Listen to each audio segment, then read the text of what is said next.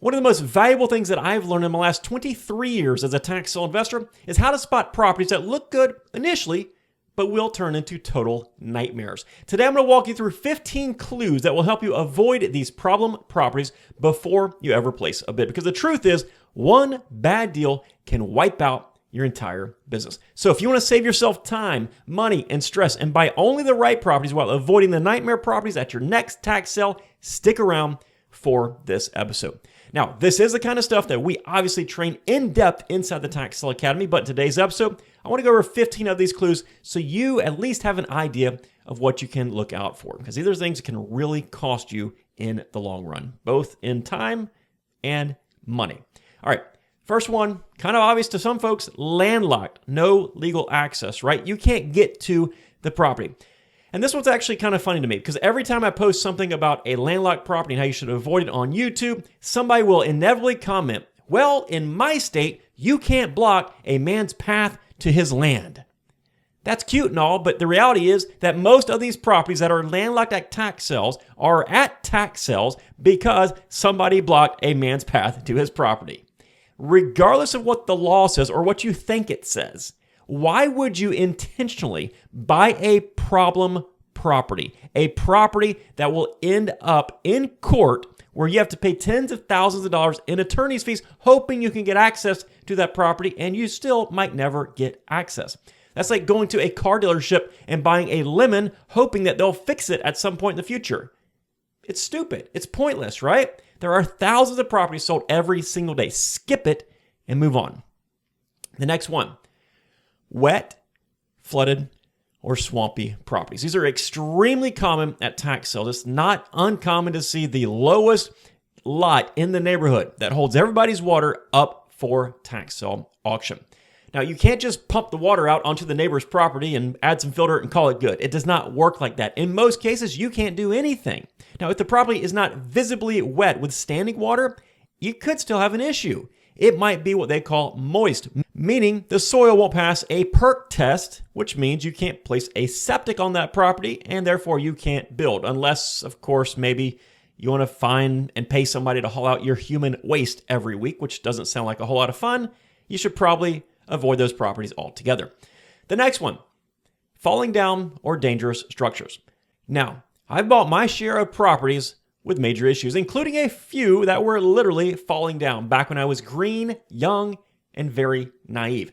Do I recommend it now? Heck no, absolutely not. Not only is it a massive liability, but it also puts a target on your back. The neighbors, they're going to hate you. Code enforcement, they'll hate you too. And before long, you will hate yourself for buying that property because it's going to come with so many issues and so much stress. If the structure is beyond repair, or it can't economically be rebuilt, walk away. Do not buy those properties. That's not a tax sale opportunity. That is a money pit. The next one, odd or inconsistent sales histories. So sometimes when you look at the tax assessor's report, it will list the sales history of that parcel. If you look at it and you see something very strange, like maybe the property has never sold before, or maybe the property sold for millions and millions of dollars 2 decades ago and nothing since. That usually means the parcel was split from a larger tract that was subdivided. And what's left is the remnant that you are considering buying at a tax sale. Whenever the history of the sales for that property looks off, dig deeper. There's almost always a reason for it. The next one, unusual tax assessed values. The tax assessed value is what the county assessor thinks that the property is worth for taxation purposes. Now, it's a rarely good reference for investors trying to value the property for a number of different reasons that I've discussed before. But still, I will glance at the tax assessed value for property clues. If it says something like $10, $100, $500, that's a massive red flag. Those are usually arbitrary numbers that they value these properties at when they see a worthless piece of property that's a ditch or an easement or a landlocked remnant, something along those lines. On the flip side of that, if I see a tax assessed value that is way high, say I'm expecting a property to have a ballpark value of $20,000, and the tax assessment says $3.2 million, I'm going to dig pretty deep to figure out what I missed and what other investors might miss as well. The tax assessments, they're not your pricing guide, they're not your bid guide, but they can be a great tool for spotting the odd balls. Use them as hints, not as the gospel. Next one, county or city liens. This one really shocks a lot of new investors. When a property goes through tax foreclosure, during that tax foreclosure process, the private party liens are extinguished.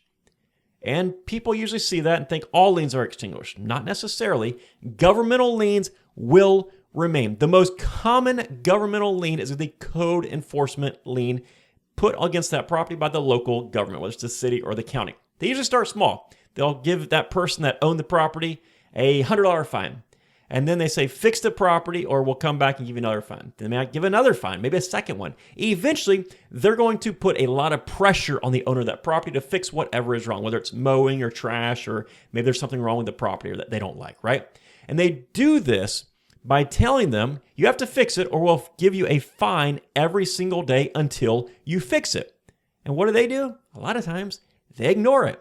So you have this daily fine, could be $100, could be $300. I've seen it as high as $500 per day. You have this daily fine that adds up day after day after day, possibly for years, and eventually it'll grow well into the six figures.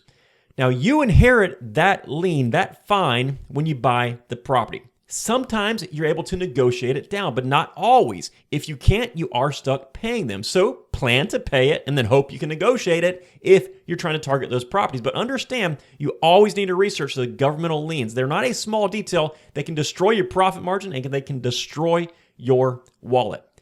Next one, the odd or the awkward shaped parcels. These are usually going to be leftover slivers from old developments or survey errors.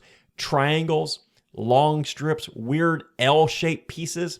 And just like you look at landlocked properties, people always want to get creative, right?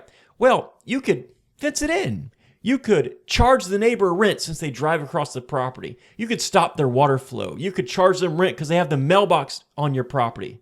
No, stop. You're going to end up in court. You're going to spend tens of thousands of dollars in legal fees, and you're still going to lose. If it's an oddly shaped property, if it does not clearly have a viable use, pass. Move on.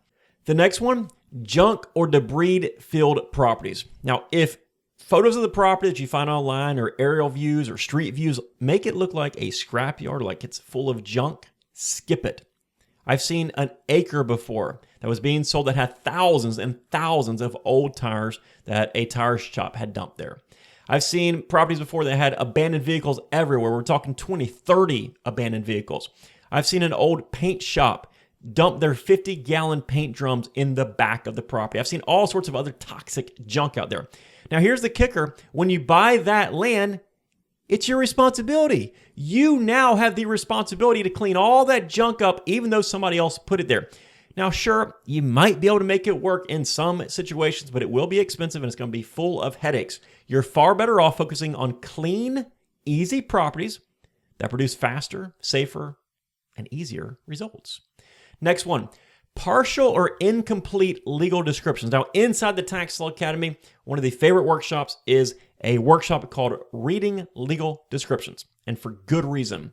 The GIS might show a nice full lot, but the legal description could say something like the westerly 2 feet of lot number 8. This means you're buying a 2-foot strip of dirt, not the entire thing that you see on the property assessor side or on GIS where those folks make mistakes.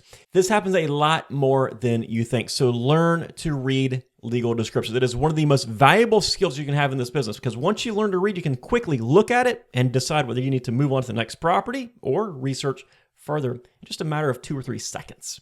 Next one. Frequent flyers, back at the tax sale again and again and again. If you see a property that has been sold at a tax deed sale multiple times and it's back again, that's a massive warning flag. Somebody already bought it. They could not do anything with it. They stopped paying the taxes, and now it's right back on that tax sale list. So ask yourself, what can you do differently than the last person or the last 2 or 3 people for some properties? Probably nothing. There's probably a reason it is a repeat offender. Skip it. The next one, the tax assessor's notes. When you're looking at the tax assessor's report, pay attention to the notes section in that report. A lot of people ignore it, and a lot of times it's empty, but it is where they sometimes will jot down details for future reference. Things like landlocked, sinkhole, foundation issues, green space, conservation area, and so on. If there is a note there, read it carefully. It's free information, and sometimes it'll save you a lot of money. The next one, leftovers and last lots. If every lot in a subdivision has a house, except for one of those lots, and that one lot happens to be at a tax sale, there might be a reason for it. Maybe it's the retention pond. Maybe it is the designated green space for that subdivision. Maybe it's the site of the subdivision's water or sewer station, or maybe it's the site of where one is supposed to go in the future. It might look fine on GIS, but once you dig into a lot of these in the restrictions of the subdivision or on the plat map, you'll find out why it is the last lot left. Dig deep and make sure it wasn't left over for a reason.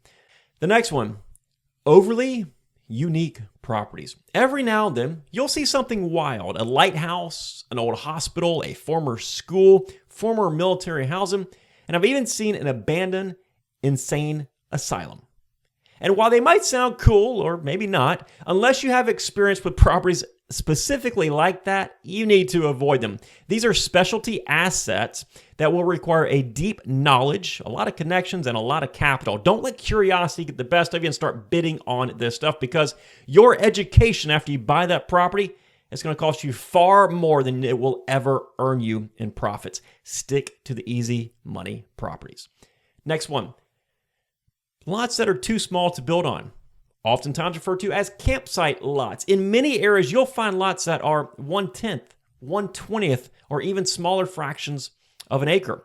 They're often used for recreation, for camping, and they are not buildable lots. Now, when a lot of newbies see these, they buy them because they're cheap. They don't understand that your use is very, very limited. Now, you can make money if you have a well-defined strategy, but most people don't. Again, they buy them because they're cheap and they realize the restrictions after they've dished out their money. So know what you're buying. A $200 lot that can't be built on is not a deal unless you have a very specific strategy for it. And the last one we'll discuss today is partial interest properties. If the tax assessor's report or the legal description says something like 1/100th interest, that means you own 1% of a property along with 99 strangers, or maybe 1/2 or 1/3 interest, or whatever the fraction is. It means you don't own the whole thing. Now, these could be taxed separately in some areas and sold separately with a fractional interest ownership, and it always leads to headache. Now, don't confuse this with some of the condos that you might see where you own the full condo and then a shared interest in the common area like the pool or the HOA assets. That's totally normal. But if all you are buying is a fractional interest, more than likely, again, you will end up in court when you try to force a partition sale of that property. There's no profit in that, just fees, frustration, and probably a lot of regret. Now, obviously, there are loads and loads of red flags out there, but hopefully this list will give you a foundation to start spotting some of the warning signs before you ever start bidding. Learning to recognize these patterns is one of the biggest differences between the investors who will struggle to make a single dime in this business and the ones who will make loads of money. Listen, the more properties you review, the easier this gets. The easier it is, the more efficient you become, the more properties you can research, the more properties you can bid on, and the more money you make. It's a massive snowball. But these clues that we gave you today should hopefully speed that process up for you. Listen, if you want to go deeper and learn through our comprehensive training platform, make sure you check us out at taxsaleacademy.com. Otherwise, if you have any questions, leave them down below in the comments section. And if you enjoyed this video, give us a thumbs up button if you're watching on YouTube, or maybe leave us a 5-star review if you're listening to us on one of the podcasting platforms. Hey, take care, folks, and make it a successful day. We'll see you next time right here on the Tax Sale Podcast. Bye-bye.